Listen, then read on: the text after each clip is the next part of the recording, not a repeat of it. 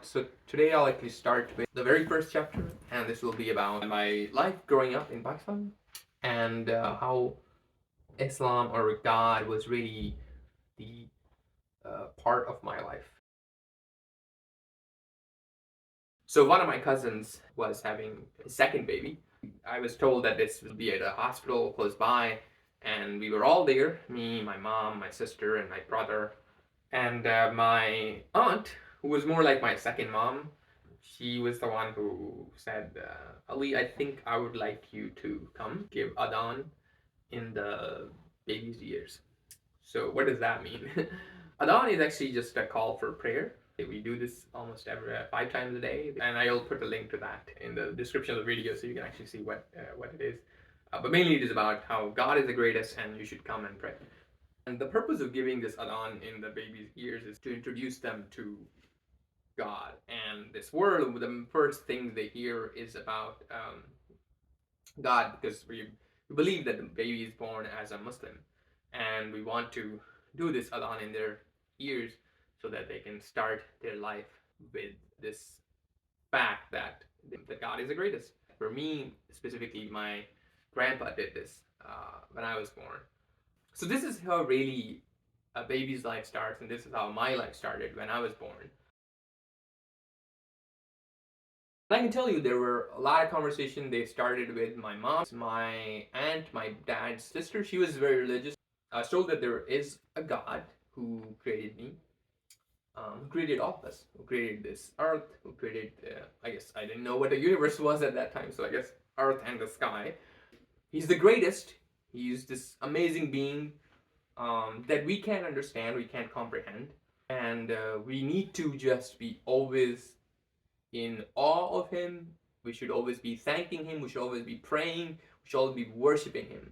That was really the main concept I was learning, that we need to be worshiping him all the time. And if we need anything, in our life, if we need to go through any pain or suffering or anything we want, we just always be praying to God to do it, because he will do it. He has the power to do it. I still cannot explain why and how it made sense first over there. All of these things, and I never even questioned. Wait, what? But of course, now as I think about it, I'm like, wow, how did I accept this? To pray or worship, what I learned was that we go and pray to him 5 times a day. I watched my dad do it. I watched my grandpa do it. More so my grandpa. My dad, I guess I didn't see him as much because he was at work. But my grandpa, he was mostly retired at that time, so I saw him mostly do that. He was very much involved in the mosque also. So I did see him, praying 5 times a day. And initially, I remember when I first started to do it, I was probably like 4 years old. So the prayer itself is not like how maybe in the Western world people think of it. It's more a lot of different kind of movements, and you actually say very specific things which are in Arabic in the prayer. Of course, I didn't know any of the Arabic things, but what I would do is just follow my grandpa or my dad, when they would pray. So do all the motions and stay quiet. So I did this even when I would go to the mosque with them, all the people just following, and then I would do that at home when they did it also. For me, that was the thing. Like, I really loved doing this with my grandpa specifically. For some reason, it made sense that I have to, of course, pray to God. By the way, after we prayed this, more like a ritual prayer, we also did more like an informal type prayer. And this would be more like a Western type, like a Christian prayer that people do, and like have a direct conversation with God. And in that one, we would kind of raise our hand like this and just talk to God in my own language, which is Urdu. It's very different than Arabic, which is the language of the Quran. And I don't remember what I did do that, but I would just ask and pray, I guess, for things, probably toys or I don't know what else at that time. So, so that's how, for me, that was how I lived my life as growing up, learning how to pray to God and always be doing this. So then I was also, of course, told that, we have this Prophet Muhammad, peace be upon him. He was the one who was given this revelation, the Quran, the book of God, and that's where God sent all of his word to us, to the Prophet, which he then transmitted to other people. And this really is about like how God wants us to live our lives in on this earth. And then, of course, I learned more about the Prophet, that he was, this amazing human being, more like an example for all of us. And I learned about, a lot of different sayings for him and a lot of things that he would do. So anytime, my mom would be telling me, oh, the Prophet used to do this, or the Prophet used to do that. And so, like, for example, there were always a lot of different prayers that she would teach me. They were mostly in Arabic. So like, okay, if you want to start eating, you should say this prayer, which is in Arabic. If you want to end eating, you should say this prayer, which is in Arabic. And I still remember them to this day, which is very surprising because I don't use them as much anymore, but I still remember them in Arabic. And I think I still don't understand the meaning of some of them, or at least I forgot maybe. For me, in my head, I always, of course, thought of the Prophet as the person that I should be following on how to live my life. And of course, at that time, I didn't have the critical analysis to do, like to actually think, oh, what the Prophet did more in terms of his life. But more, for me, it was more about what my mom told me and about the prayers that I learned. And other than that, other than my mom, my Popo, she's my aunt, my dad's sister. She used to also teach me a lot of these things. Her family was a lot more religious, a lot more involved in the religious community in general. And I would learn a lot of stories about the Prophet. They were mostly about like how the Prophet acted in specific scenarios. These could be related to the Prophet dealing with other people. These could be even related to how the Prophet even treated animals, and so a lot of different things in that. So yeah, so that's really my concept. The concept was I had about God, prayer, and the Prophet himself.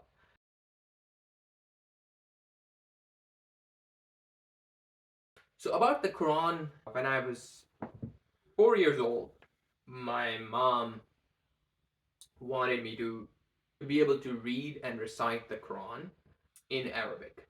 I believe I was able to recite the whole Quran in Arabic, I think by the time I was 6 years old. And recitation was more like, I would say, more singing. The letters that are used in Arabic are very similar to Urdu. So I first learned to say the Arabic words, the letters, and then words, and I started to learn actually how to read the Quran. And what I was taught was that to be able to read the Quran is one of the most important aspects, because we're Muslims, so we should be able to read the Quran because it is the word of God. But what I was taught was like how to read it in Arabic, but not. I was never taught how to understand it. I never knew what any of those words meant. And for some reason, again, now that I'm seeing it, I never questioned that I don't understand it. All I was taught was that to be able to learn it. And for me, it was like a really great thing. I was like, oh wow, I'm able to recite the whole Quran while I was only 6 years old. And for my parents, it was a great thing too. Another thing my mom taught me was that the Prophet said that if you recite a single word of the Quran, it is equal to some 10 good deeds. So, so this was why for me it was very important. So I was very much excited to always read the Quran. Like I said, I finished at the time when I was 6, and then I would make it as a part of my life. So every day I had this Quran study time after my normal studies. I would go through a part of the Quran, and that's really how it was for me. It was like, okay, I want to be a good Muslim kid. Like, I want to be worshiping God. And for me, what I learned was that this is the way I can be a good Muslim. This is the way I can actually pray to God. This is the way I can show God how much I love Him. This is the way I can show how much I want to follow Him.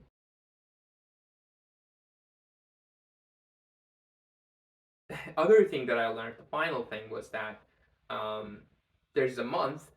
It's called Ramadan. It's the fasting month. From the sunrise to the sunset, Muslims don't eat or drink in that time and fast. The reason we do it because God basically said that we should be doing that. And I was told this too. I saw my mom, my dad, everyone in my family do this, and everyone around our whole community did that.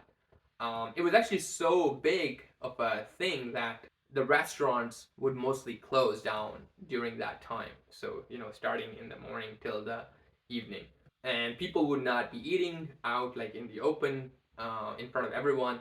And for me, that was another way to show how much we love God, how much we want to follow Him. Again, I didn't question why we are doing this. The only thing I was taught was that we need to be sacrificing our food and drink and need to be spending more time with God. And what I meant by that is that to be able to reciting the Quran more, or to be able to pray more, in those times. So this was a tradition, something that my mom taught me, that I should be reciting the whole Quran in the month of Ramadan multiple times. So from start to finish, there are 30 chapters of the Quran. This is one way to divide it into 30 chapters. Another way is to divide it into 114 chapters. But anyways, so what I would do is just every day, after school, come back home and then do some of my homework and then recite the Quran. There would also be a time at night before the sunset. I would sit with my grandma. I would see my grandpa. I would see my mom, and even my sister. Then we would all recite the Quran together, well, of course, on our own. And it was really my whole goal is like, I want to earn more and more good deeds. I want to show more and more how much I love God. So that means I need to finish the Quran many, many times. And I remember one of the Ramadan I finished it 4 times, and I was so happy and I was so excited that I'm doing so many good deeds, and God really loves me.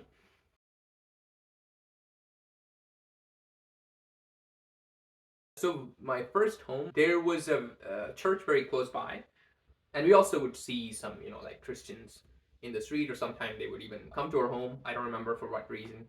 Um, and my grandma, I remember, she would say, "Oh, they're Christians," and I was like, "Wait, what does that mean?" They then told me, like they also believe in God, but they believe in another prophet. His name is Isa, uh, so Jesus. And I was like, "Wait, so why don't they believe in our prophet, Prophet Muhammad?" Well, then they explained it to me. They were like, "Okay, look, God started sending his 4 different books. He first sent Torah, which is Torah. He sent that to Prophet Moses. He then sent Zabur. In the Bible, it would be the Psalms. And he sent them to Prophet David or Daud. He then sent Injil, essentially the Gospels, to Prophet Jesus. In Islam, at least that's what I was told, that Jesus was a prophet. And then he sent the Quran to Prophet Muhammad. So people who believed in Moses, they didn't believe in anyone after. So they stopped there. They're the Jews. Then there are people who believed in Jesus. They stopped there. So they believed in Moses and Jesus. They're the Christians. And then we Muslims, we believe in all of them. We believe in all the prophets and all of the books that God sent before the Quran and including the Quran. And I was like, oh, so they believe in the same God. And my grandma and I remember I having the similar conversation with Buddy people. They said, yeah, they do. And I was like, so then why don't they believe in the prophet? Why would they just stop at Moses or Jesus? Why can't they just come all the way to Prophet Muhammad if it's the same God who's sending these books? And they were like, they just maybe are biased, or maybe they just don't like us as Muslims. But that's essentially what I was told, as that they're just biased, and or maybe they're closed-minded, and they don't want to believe in the Prophet Muhammad. So that actually I would say was the only exposure I had to other religions and the other books. Those were really the parts of my life, I would say, like in the while I was growing up, is that how I felt about Islam, how I felt about God, and what I really learned about how to show my love and praise for God.